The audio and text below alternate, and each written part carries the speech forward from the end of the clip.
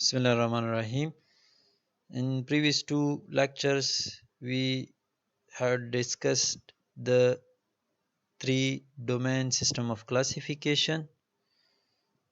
In first, the origin and the basis of, and what are the three main domains in this classification system.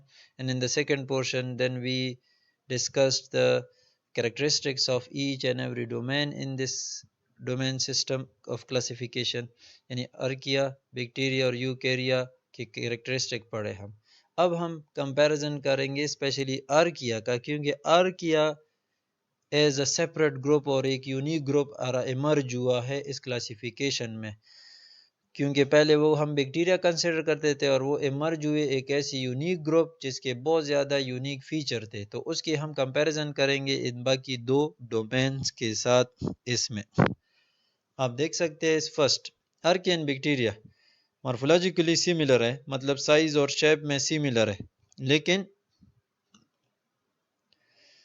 कुछ अर्किया shape में ऐसे है कि वो बहुत यूनिक है, यानी उनका फ्लैट स्क्वायर शेप सेल्स होते हैं लाइक हालो क्वाड्रेटम वाल्सबाई। ये एग्जांपल दिया पिक्चर में, ये देख सकते हैं स्क्वायर शेप सेल्स है और फ्लैट सेल्स होते हैं, तो they are unique type shape. Archaea ऐसे किस्म के सेल्स बैक्टीरिया में बाकी किसी जगह पे नहीं मिलते, यानी ये सिर्फ अर्किया है जिनके स्क्वायर फ्लैट शेप सेल्स होते हैं। One of the example of such archaea is Haloquadratum walsbyi, यानी वो ये एक एग्जांपल है ऐसे अर्किया है जिसका स्क्वायर फ्लैट सेल्स होते हैं, यानी बिल्कुल स्क्वायर शेप होते हैं। किसी बैक्टीरिया में स्क्वायर शेप सेल्स नहीं होते। तो मॉर्फोलॉजी में मतलब साइज और शेप में ज़्यादातर अर्किया और बैक्टीरिया सिमिलर है, लेकिन कुछ एक्सेप्शंस है। अर्किया में ऐसे स्पीशीज़ है जिनके सेल स्क्वायर शेप होते हैं, हालांकि बैक्टीरिया में ऐसी कोई शेप नहीं पाई जाती। Second point, despite this morphological similarity to bacteria, morphologically similar है, ऊपर हमने कहा साइज और शेप में सिमिलर है, लेकिन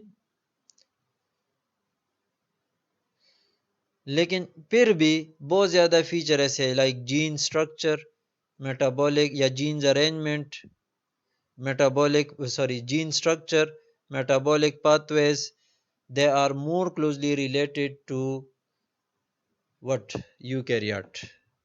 ठीक, तो ये बार बार हमने पढ़ा कि साइज शेप में बैक्टीरिया के साथ सिमिलर है, लेकिन मेटाबॉलिक प्रॉपर्टीज़ में मेटाबॉलिक पाथवेज देखे जाए और जीन्स, ऐसे जीन्स इनमें अर्किया में मिलते हैं कि वो ज़्यादा क्लोजली रिलेटेड है यूकैरियोट के साथ, यानी वो यूकैरियोट जैसे है, मेटाबॉलिक पाथवे अर्किया की और जीन्स वो यूकैरियोट जैसे हैं।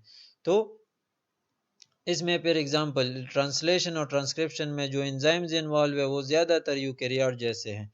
तो यहाँ पे एक एग्जांपल है, RNA polymerase is archaea in archaea similar to RNA polymerase 2 in eukaryote, यानी आरएनए पॉलीमरेज जो अर्किया का है वो RNA polymerase 2 of the eukaryote जैसा है, ना कि बैक्टीरियल आरएनए पॉलीमरेज जैसा है। मतलब बैक्टीरिया आरएनए पॉलीमरेज जैसा नहीं है, बल्कि यूकैरियोटिक आरएनए पॉलीमरेज 2 जैसा है। तो ट्रांसक्रिप्शन में ये इन्वॉल्व होते हैं आरएनए पॉलीमरेज एंजाइम्स। तो ये आपको पता होना चाहिए कि आरएनए सिंथेसाइजिंग एंजाइम्स है, डीएनए के स्ट्रैंड पे कॉपी बनाते आरएनए के स्ट्रैंड की।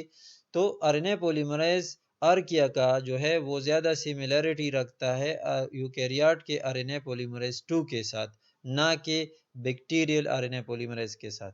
तो archaea resembles eukaryote more than bacteria, ये ऊपर ये फीचर देख रहे हैं, ज़्यादातर सिमिलरिटी इसकी यूकैरियोट के साथ ज़्यादा है, यानी सिमिलरिटी विद यूकैरियोट ये ज़्यादा है as compare to with bacteria.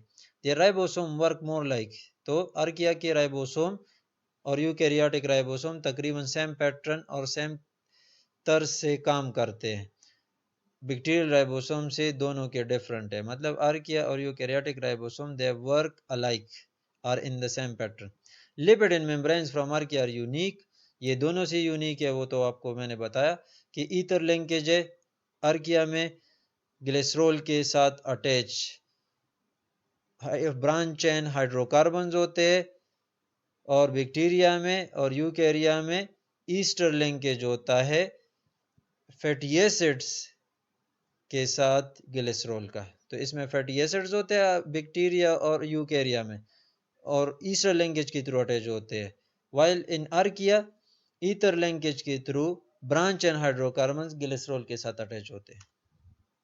6 point, archaea का सेल वॉल केमिकली भी बहुत डाइवर्स होता है, यानी केमिकल बहुत डिफरेंट किस्म के केमिकल से बना होता है, बाज में एक बाज में दूसरा, और स्ट्रक्चर वाइज भी बहुत ज़्यादा डाइवर्स है, बाज में एक जैसा स्ट्रक्चर होता है सेल वॉल का, बाज में दूसरे किस्म का होता है। लेकिन हर गेज आर्किया में आपको पेप्टाइडोग्लाइकेन नहीं मिलेगा सेल वॉल में, मतलब बैक्टीरिया का सेल वॉल जो पेप्टाइडोग्लाइकेन से बना होता है, लेकिन आर्किया का सेल वॉल कभी भी पेप्टाइडोग्लाइकेन से बना हुआ नहीं मिलेगा आपको। Archaea reproduce asexually bye binary fission, archaea reproduce asexually bye binary fission, fragmentation और बडिंग। लेकिन बैक्टीरिया और यूकेरियोट्स की तरह कभी भी ये स्पोर्स नहीं बनाता, यानी बैक्टीरिया और यूकेरियोट स्पोर बनाते हैं, लेकिन आर्किया कभी भी स्पोर्स के थ्रू रिप्रोड्यूस नहीं करती। एसेक्सुअली बाइनरी फिजन के थ्रू रिप्रोड्यूस करती है, फ्रेगमेंटेशन के थ्रू रिप्रोड्यूस करती है, बडिंग के थ्रू करती है, लेकिन कभी भी स्पोर फॉर्म नहीं करते, स्पोर्स नहीं बनाते। ये एक यूनिक पॉइंट है आर्किया का। इसके अलावा आर्किया प्रोकैरियोटिक है एक साइड पे बैक्टीरिया जैसा, दूसरे साइड पे क्लोजली रिलेटेड है यूकैरियोट जैसा है, तो इस वजह से हम इसको बैक्टीरिया में नहीं डाल सकते। एक डुअल प्रॉपर्टीज रखता है, हाइब्रिड प्रॉपर्टीज रखता है कि एक साइड पे प्रोकैरियोट है लेकिन ज्यादातर फीचर में, बाकी फीचर में किसके जैसा है, यूकैरियोट जैसा है। So we can not put it inside the bacteria, so they rank them as a separate domain. Clear हुआ ना? हम यूकैरियोट में डाल सकते हैं क्योंकि प्रोकैरियोट है, तो यूकैरियोट डोमेन में किस तरह डालेंगे? ठीक है, ये तो प्रोकैरियोट है। ये तो इस डोमेन सिस्टम की क्लासिफिकेशन कार्लवीज की बात थी कि वो क्या कहते हैं। इसके बाद 1984 में एक हाइपोथेसिस इसके बारे में आया, ईओसाइट हाइपोथेसिस कहते हैं, EOCYTE हाइपोथेसिस कहते हैं। ईओसाइट हाइपोथेसिस क्या चीज है? ईओसाइट हाइपोथेसिस में वो कहते हैं कि एक्चुअली दो डोमेन्स है लाइफ के, दो डोमेन्स, और वो कौन कौन से? बैक्टीरिया और आर्किया, ये दो मेन डोमेन्स है।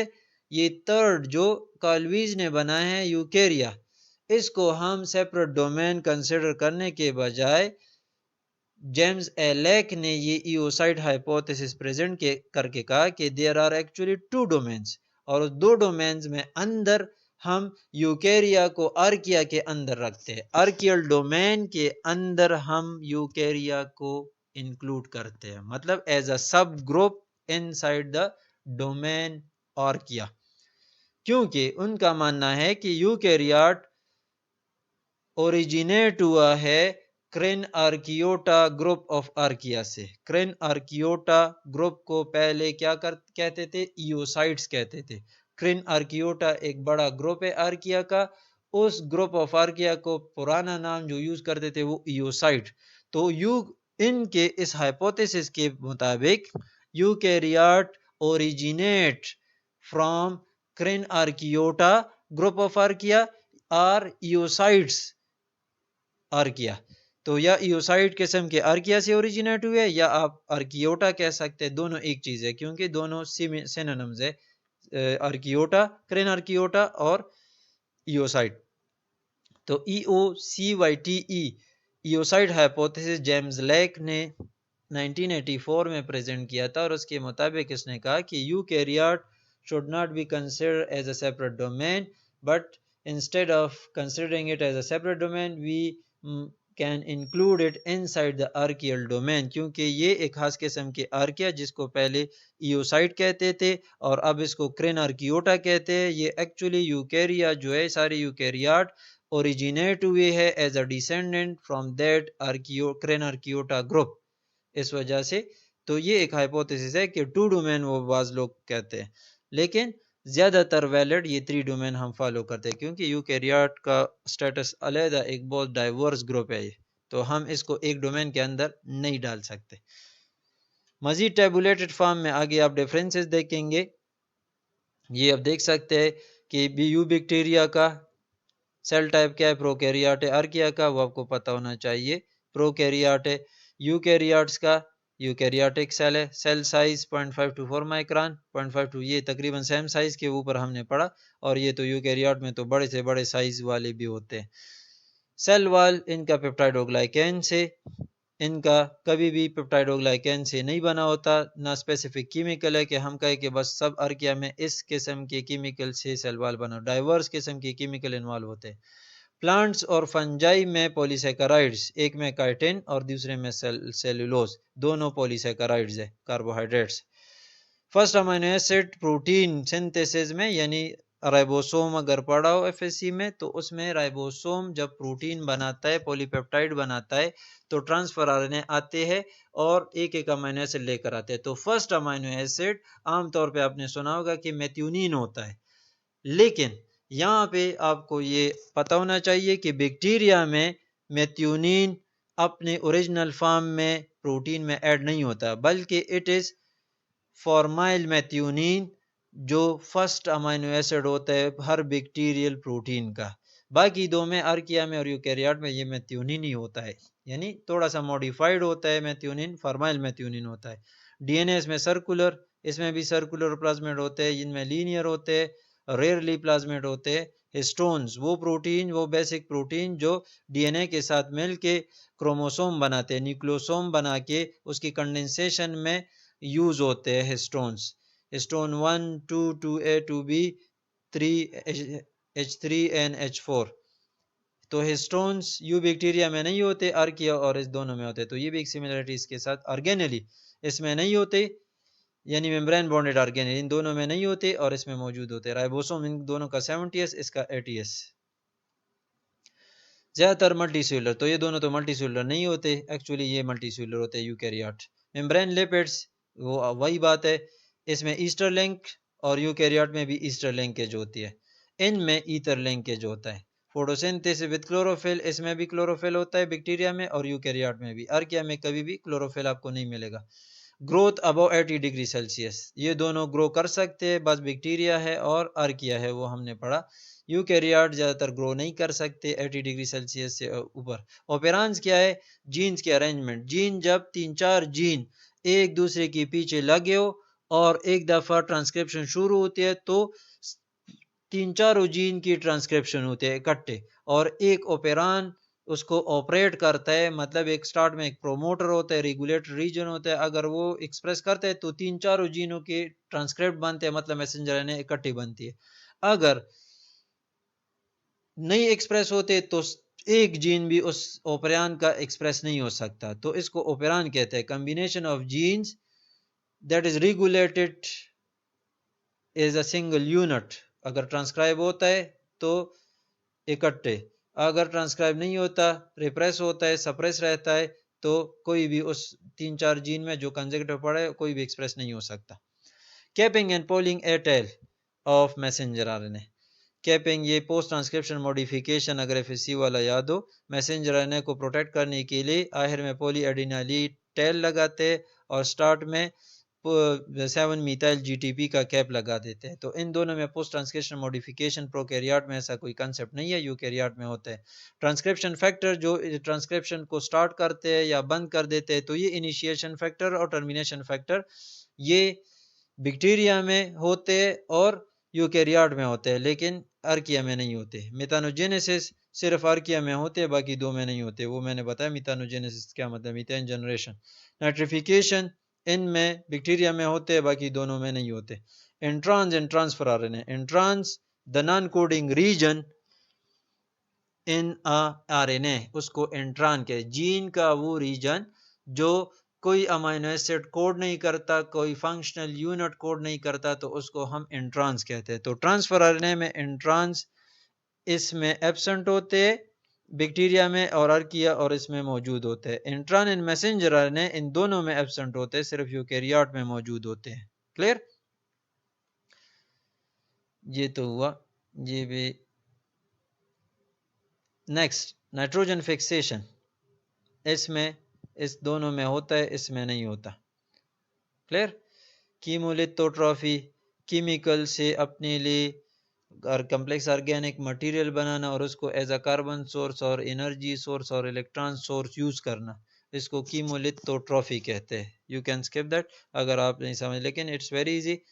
बाज़ चीज़ें कार्बन एक चीज़ से लेते हैं, बाज़ दूसरे से। तो केमिकल से अगर एनर्जी भी हासिल करते हैं और इलेक्ट्रॉन सोर्स भी उस वही केमिकल है, तो इसको कीमोलिथोट्रॉफ्स भी कहते हैं। गैस वेजिकल प्रेजेंट इन दोनों में होते हैं, उसमें नहीं होते। और ये कुछ एंटीबायोटिक्स है, ये सेंसिटिव होते हैं। क्लोरामफेनिकोल, कैनामाइसिन, स्ट्रेप्टोमाइसिन को सेंसिटिव होते हैं बैक्टीरिया, ये दोनों सेंसिटिव नहीं है। एंड एनिसोमाइसिन, एनआइसोमाइसिन सॉरी, इन दोनों में, इसमें बैक्टीरिया में ये नॉन सेंसिटिव है बैक्टीरिया इसके लिए, और ये दो सेंसिटिव है। ये तो मैंने बताया कि यू बैक्टीरिया अर्किया में ऑर्गेनेलिस की क्या पोजीशन होती है।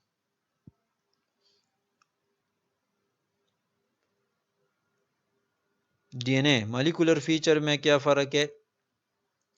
तो डीएनए का स्ट्रक्चर और कंपोजिशन नेगेटिवली सुपर कॉइल्ड होता है, ये पॉजिटिवली सुपर कॉइल्ड होते हैं। ये क्या मतलब है, सिर्फ आप इस तरह रटा कर इसको, अब इसकी डिटेल में हम नहीं जा सकते। हाइपरथर्मोफिलिक आर्किया में ये पॉजिटिवली सुपर कॉइल्ड होते हैं, नेगेटिवली सुपर कॉइल्ड, और इसका क्या मतलब है इसको अभी रहने दें यहाँ पे, ठीक है। नेगेटिवली सुपर कॉइल्ड यानी बैक्टीरिया में और यूकेरियोट में नेगेटिवली सुपर कॉइल्ड है, आर्किया में हाइपरथर्मोफिलिक आर्किया में पॉजिटिवली सुपर कॉइल्ड होते हैं। यानी रोटेशन जो कॉइलिंग होती है ये अपोजिट होती है बैक्टीरिया और यूकेरियोट से, उस हाइपरथर्मोफिलिक आर्किया की। प्रोमोटर स्ट्रक्चर स्टार्ट में टी टाटा बॉक्स कहते हैं, -10 बेस यानी 10 बेस आगे होता है ओरिजिनल सीक्वेंस से, और TTGACA फ्रॉम ट्रांसक्रिप्शन, ये फिर सी में पढ़ा होगा। आर्किया में ये देखे तो ये यूकेरियोट जैसे है। टाटा बॉक्स इन दोनों में होता है, इनमें टाटाट बॉक्स होता है या TATAT कहते हैं। क्लियर? तो ये तो हुआ प्रोमोटर स्ट्रक्चर। तो ये सिर्फ आप देखें कि इसका सिमिलैरिटी है किसके साथ, जीन इनिशिएटर एलिमेंट कहते हैं इनको, ये दोनों मौजूद होते हैं इसमें, सिमिलर है आर्किया में और यूकेरियोट में। आरएनए पॉलीमरेज की हमने बात की कि उस दोनों का सेम होता है। यूकेरियोट में 3 टाइप्स होते हैं और इसमें 1 टाइप होता है, इसमें भी 1 टाइप, लेकिन इसका 1 टाइप किस जैसा होता है, यूकेरियोट जैसा होता है। पॉलीएटेल्स का मैंने बताया, इसमें शॉर्ट होता है, इनमें लॉन्ग होता है, और इसमें भी शॉर्ट होता है, यानी इसकी सिमिलरिटी है इसके साथ। टिपिकल ऑर्गेनिज्म, इसमें एग्जांपल ये है methanogens, halophile, thermophiles, algae, protozoa, fungi, plants and animal. ये मजीद कंपैरिजन है, इसमें आप देख सकते।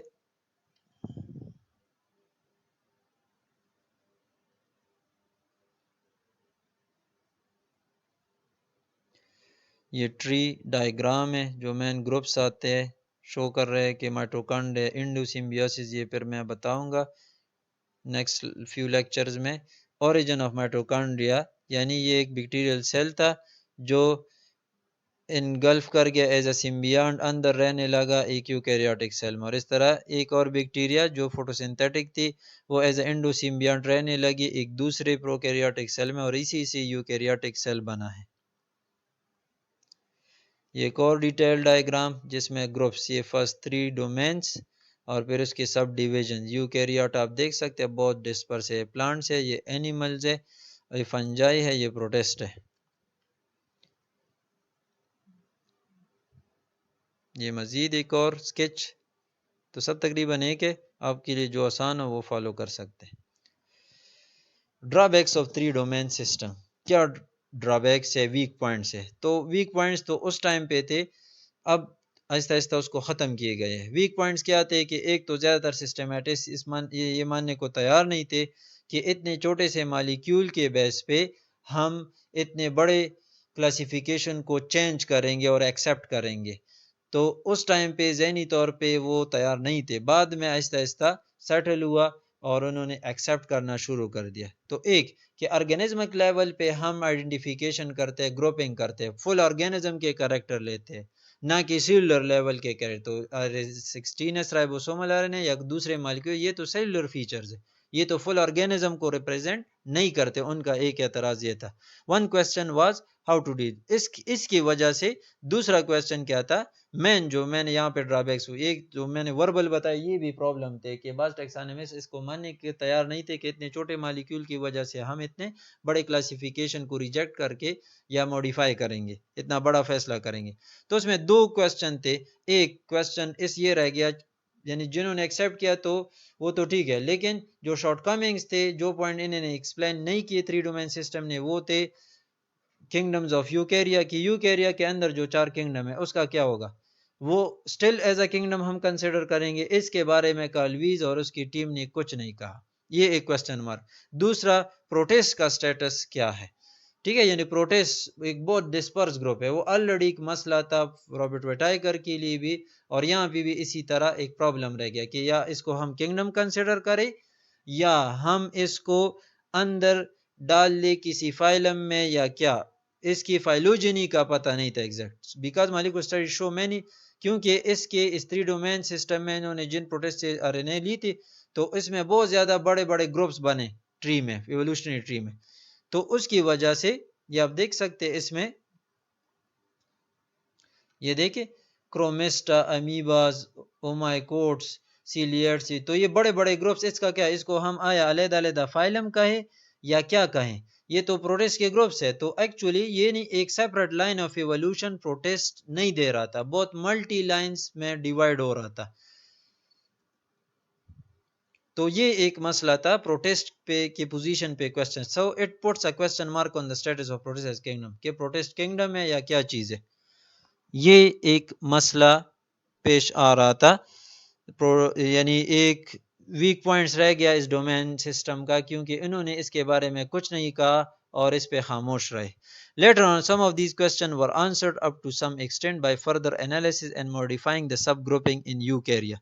बाद में फिर स्टडी की गई 2011 में, 2010 में, जिसकी वजह से मजीद यूकेरिया के पोजीशन और उसके अंदर सब ग्रुपिंग को थोड़ा सा रीअरेंज किया और चेंजेस उसमें लेकर आए, यूकेरिया डोमेन के अंदर जो 4 बड़े किंगडम थे तो उसके अंदर थोड़ी सी रीअरेंजमेंट की, वो क्या थी, तो ये देखे, latest sub grouping of eukarya, the kingdom level of classification is used to refer to groups within each domain that can be traced to a single common ancestor, kingdom classification में उस group को हम कहेंगे, ये एक rule है कि वो सिंगल एंसेस्टर से डिराइव्ड हो, तो प्रोटेस्टा के लिए ये एक मसला था, प्रोटेस्टा तो सिंगल एंसेस्टर नहीं दे रहा था फाइलोजेनेटिक रिलेशनशिप, यानी वो सिंगल एंसेस्टर से डिराइव्ड नहीं शो कर रहा था, जितनी भी स्टडी उस पर हुए वो एक डाइवर्स ग्रुप कंसिडर हो रहा है, और उसके 2-3 जगह से ओरिजिन का कंसेप्ट ज्यादातर चलता आ रहा है, लेकिन फिर भी इन मसलों की वजह से उसको एक ग्रुप कंसिडर होता है, लेकिन ट्रूली हम उसको किंगडम नहीं कह सकते,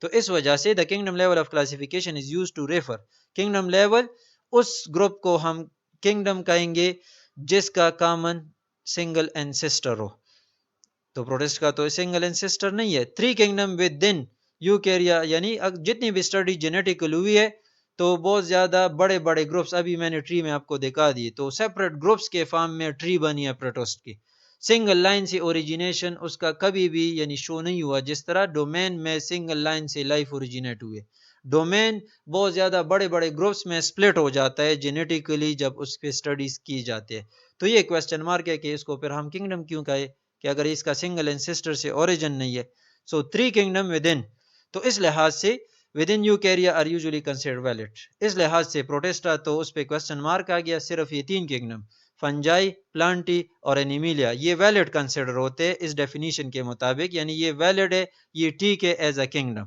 लेकिन प्रोटेस्ट को हम किंगडम नहीं कह सकते। 2011 में एक न्यू ब्रांच यूकेरिया का डिस्क्राइब किया गया, वो क्या था, क्रिप्टोमाइकोटा, वो जो ग्रुप है फ्रेश वाटर ऑर्गेनिज्म का which are very closely related to the fungi, whether or not they represent a group of very different fungi or entirely new branch of eukarya is yet to be, लेकिन ये अभी पता नहीं है, 2011 में सिर्फ इसको एक अलहदा ब्रांच के तौर पे प्रेजेंट किया है, लेकिन स्टिल इसको अभी हम सेपरेट किंगडम नहीं कह सकते, ना कोई भी अनरैंक छोड़ा है, लेकिन एक सेपरेट इवोल्यूशनरी लाइन या ग्रुप बनाया है क्रिप्टोमाइकोटा।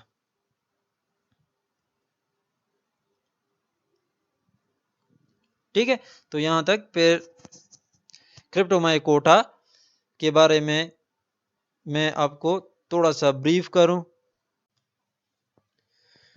ठीक, तो 2011 में यूकैरियोट के अंदर सब ग्रुपिंग थोड़ी सी मॉडिफाई की गई और उसके मुताबिक मैंने आपको बताया कि ये 3 किंगडम तो ठीक साबित हो रहे हैं, फंजाई, एनिमिलिया और प्लांटी। मतलब इनका हर एक का अलग-अलग एक कॉमन एंसेस्टर है। प्लांटी यानी सारे plants evolutionary point of view से ये एक ही सिंगल एंसेस्टर से अराइज हुए। इस तरह सारे फंजाई एक ही एंसेस्टर से अराइज हुए और सारे एनिमिलिया एनिमल्स जो है ये सारे एक ही एंसेस्टर से अराइज हुए। तो ये एज ए किंगडम इस डेफिनीशन के मुताबिक, यानी किंगडम के इस डेफिनेशन के मुताबिक ये पूरे उतरते हैं और ये सही किंगडम्स हैं। लेकिन जो फोर्थ किंगडम था उसका आगे हम पढ़ेंगे, उस पे थोड़ा सा वो आगे भी हमने पढ़ा इससे पहले भी कि उसकी स्टेटस थोड़ी एम्बिगुअस हुई। डोमेन सिस्टम ने उसको एक्सप्लेन भी नहीं किया कि इसके अंदर ग्रुपिंग या प्रोटेस्ट किस तरह एवोल्यूशनरी रिलेशनशिप उसके अंदर ग्रुप्स में है। तो वो आगे आ रहा है, लेकिन इससे पहले 2011 में 3 किंगडम सही साबित हुए और साथ में एक और ब्रांच यूकैरियोट के अंदर, वो था क्रिप्टोमाइकोटा, which is a group of freshwater organism very closely related to fungi, यानी फंजाई से बहुत ज़्यादा नज़दीक थे, लेकिन फ्रेश वाटर ऑर्गेनिज्म है जिसको क्रिप्टोमाइकोटा का नाम दिया गया as a branch in the evolutionary tree. ये प्रेजेंट किया गया वह स्टडीज में। अब ये पता नहीं है कि ये एक सेपरेट ग्रुप हम कंसिडर करें इसको, या फंजाई में डाले, या कहाँ पे रखे, तो ये अभी क्लियर कंफर्म नहीं है। यहाँ पे यही लिखा है whether or not they represent a group of very different fungi. मतलब ये फंजाई है लेकिन कुछ डिफरेंट फंजाई है, तो इसको हम फंजाई के अंदर रख सकते हैं इस लिहाज से, लेकिन ये अभी कंफर्म नहीं है। तो या एक नया ब्रांच कंसिडर करे, एक और यानी फोर्थ किंगडम कंसिडर करे प्रोटेस्टा के अलावा। प्रोटेस्टा अगर किंगडम लेते हम तो ऑलरेडी 4 है, और इसको अगर अलहदा ब्रांच कंसिडर करे क्रिप्टोमाइकोटा को, तो ये 5th किंगडम हो जाएगा फिर यूकेरिया के अंदर।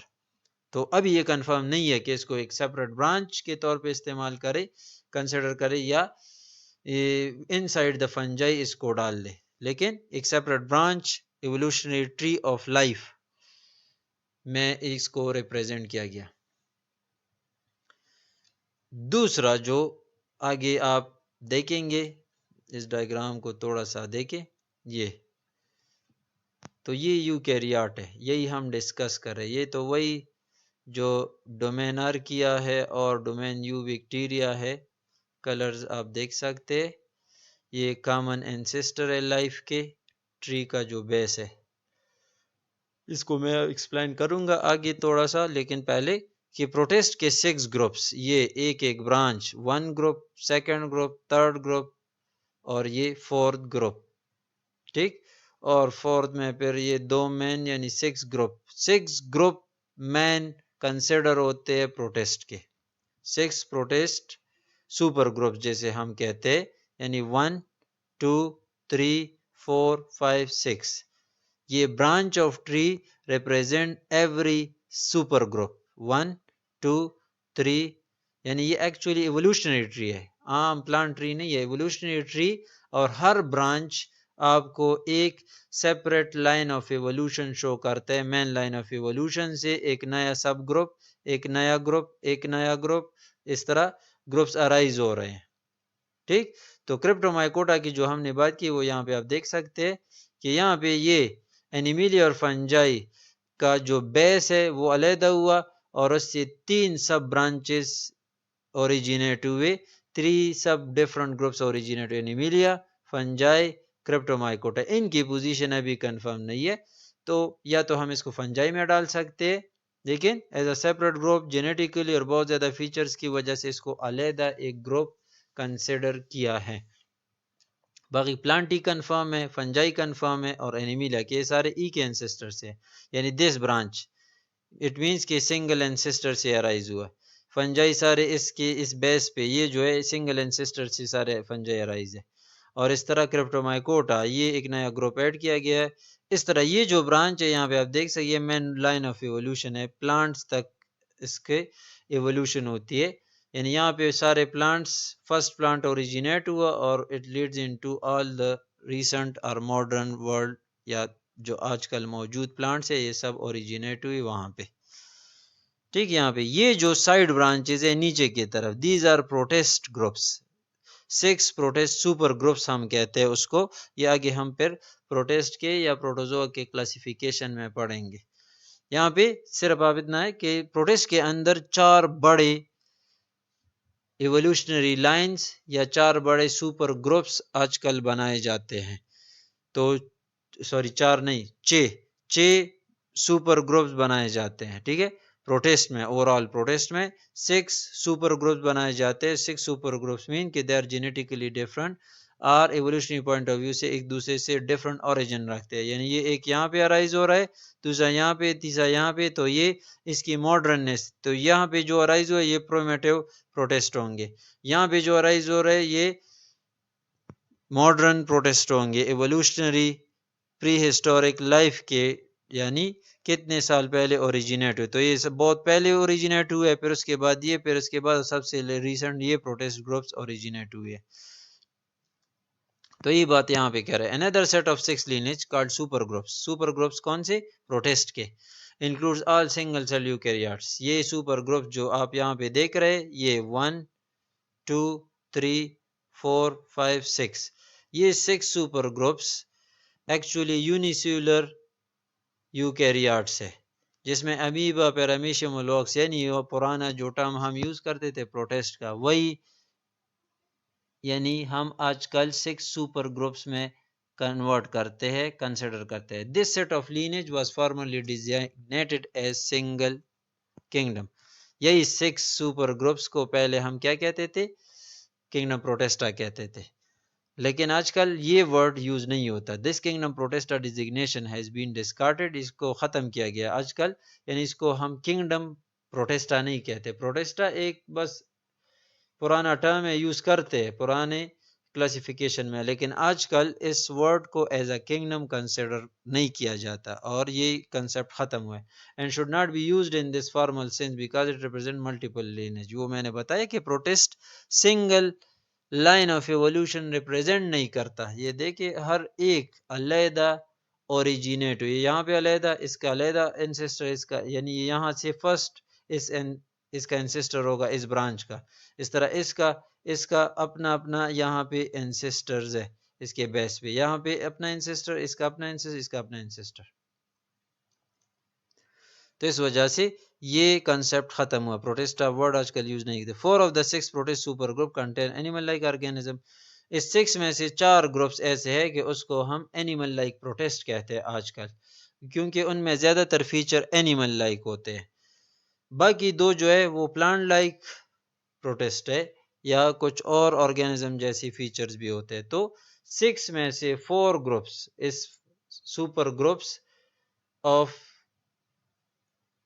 प्रोटेस्ट, यानी इसमें 4 ग्रुप्स एनिमल लाइक है और उसको एनिमल लाइक प्रोटेस्ट कहते हैं। पहले उसको हम प्रोटोजोन कहते थे। इस वजह से old taxonomic system included animal like protist as a phylum within the animal kingdom. पुराने क्लासिफिकेशन में हम फाइलम प्रोटोजोआ कंसिडर करते थे।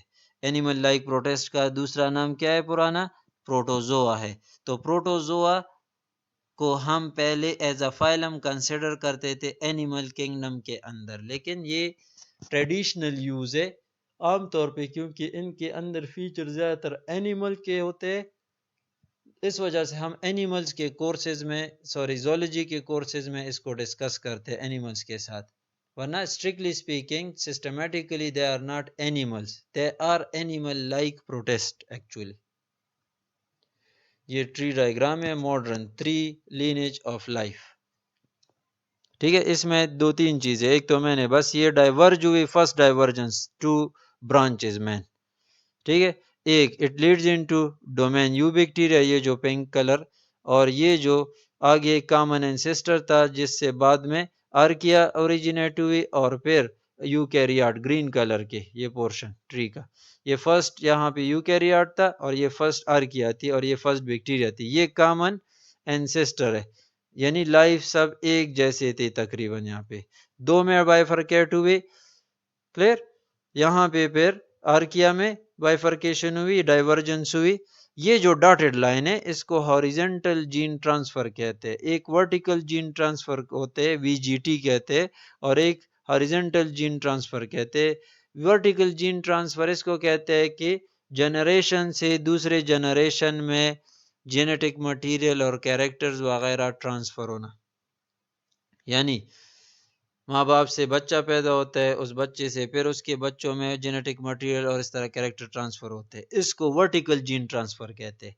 Horizontal gene transfer same generation में सेम स्पीशी के इंडिविजुअल में या डिफरेंट स्पीशी के इंडिविजुअल्स में आपस में एक्सचेंज ऑफ जेनेटिक मटेरियल या जीन्स इसको हॉरिजॉन्टल जीन ट्रांसफर कहते हैं तो इसमें ये डॉटेड लाइंस कि ये एक कंसेप्ट नया नया आया है कि वर्टिकल जीन ट्रांसफर तो होता रहता है लेकिन अर्ली लाइफ में सेल्स एक दूसरे से इतने डिफरेंट नहीं थे इतनी स्पीशी आइसोलेशन बैरियर नहीं थे कि वो इंटरब्रीड ना कर सके आजकल भी हम कहते हैं कि बैक्टीरिया में इस तरह कंसेप्ट नहीं है बस जीन ट्रांसफर होते हैं यानी ट्रांसडक्शन के थ्रू ट्रांसफॉर्मेशन के थ्रू कंजुगेशन के थ्रू कोई भी दो सेल्स आ जाए नजदीक कंजुगेशन ट्यूब बना देते exchange of segment of DNA कर लेते तो सिस्टमेटिक्स का ये मानना है कि अर्ली लाइफ फॉर्म जो यानी पुराने ज़माने में स्टार्ट ऑफ लाइफ था उस दौरान सेल्स में आपस में हॉरिजॉन्टल जीन ट्रांसफ़र होती थी यहाँ पे यानी